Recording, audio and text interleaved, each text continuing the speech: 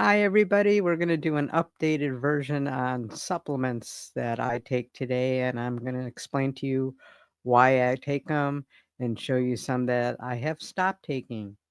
So here we go. Here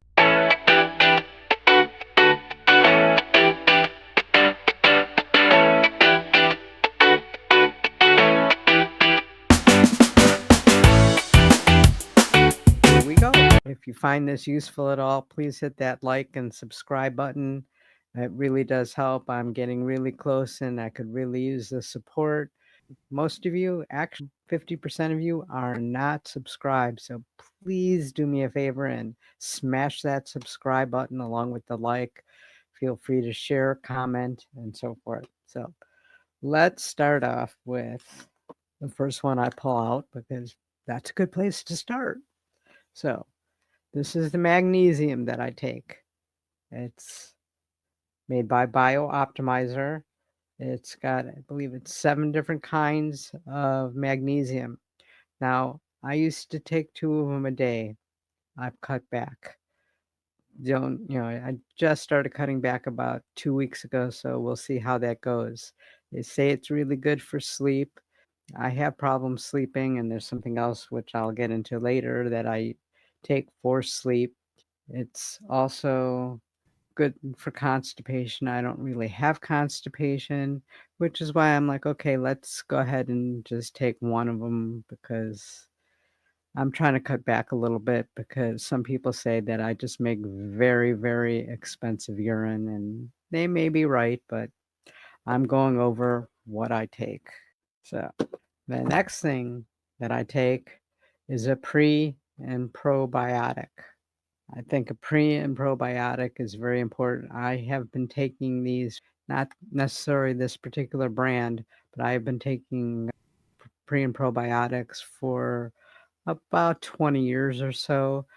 Even if you go into the hospital, they usually add them to the medications that you normally take because they're just so good. I try to find some that are about 20 billion or more. It used to be less as the probiotics have improved over the years, the numbers have increased. Gotta find room to put all this stuff here. Sorry. CoQ10. I don't know if you could see that. I take CoQ10 because I still take a statin. My doctor was thinking of maybe taking me off of them, but they don't really give me any problems. And part of the reason why they probably don't give me any problems is because of the CoQ10. And I'm a little afraid it would go up. We may try every other day. I go see him in another 2 or 3 weeks, so we'll see what happens. But I don't want to do anything too drastic because I like the fact that all my numbers are great. And the CoQ10, if you're on any type of statin, they usually recommend that you take one of those. I have been also taking this for about 20 years, a stool softener. I was introduced to this when my wife had kidney surgery and she was in the hospital for, I think, like 4 or 5 days. And then, like, on her regular visit afterwards, a couple days later, still really hadn't had a bowel movement, although she wasn't eating too much. They say a stool softener can help, and it's probably not a bad thing to take every day. So since she was taking it every day, I figured, what the heck, I'll take it. It's also the type of supplement that just doesn't come out in your urine, and unless I had a problem with taking it with too loose stools or something, I decided I was going to take it, and I haven't had a problem. Biotin. Now, I started taking Biotin when my hair thinned out a little bit from the weight loss. Some people think that the GLP-1 medication causes hair loss. It's not the GLP-1 medication.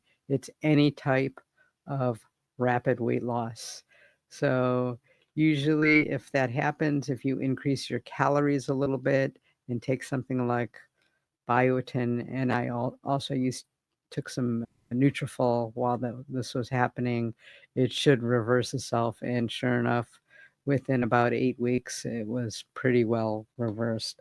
I've continued to take that because it's also good for skin, nails, and so forth, and not expensive. And again, like I said, some people might say I have some very expensive urine, but what the heck. Black elderberry.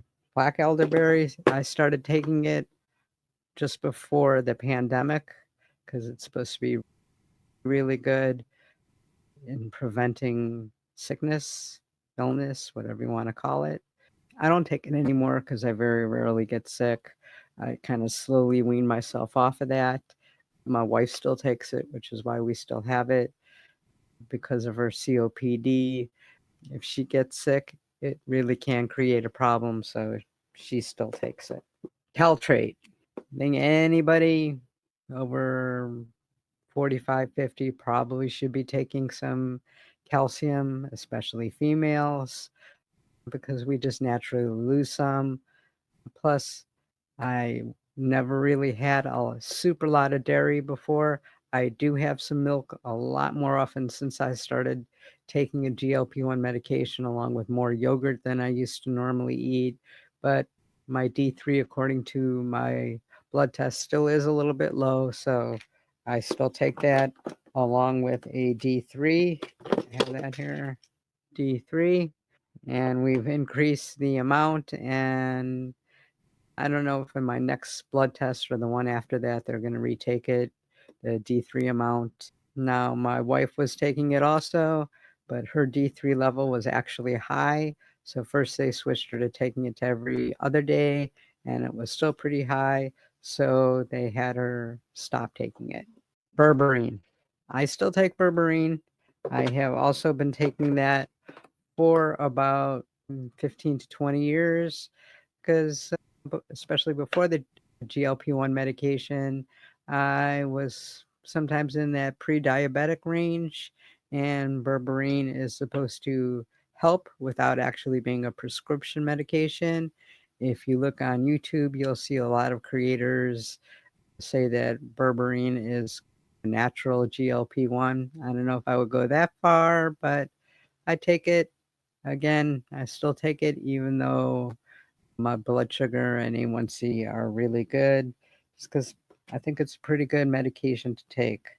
Last one in this big box here is zinc. I apologize, green screen and a green bottle don't really mix too well, but I think you could see it. Since I moved to South Florida, I don't know if it's the allergies or what, but my sinuses have always been bothering me. And I have had more sinus infections. When I lived up north, I never had a sinus infection. When I moved down here, they started to come regularly. They say zinc helps that. They say if you have a cold, it helps with the stuffy nose and so forth.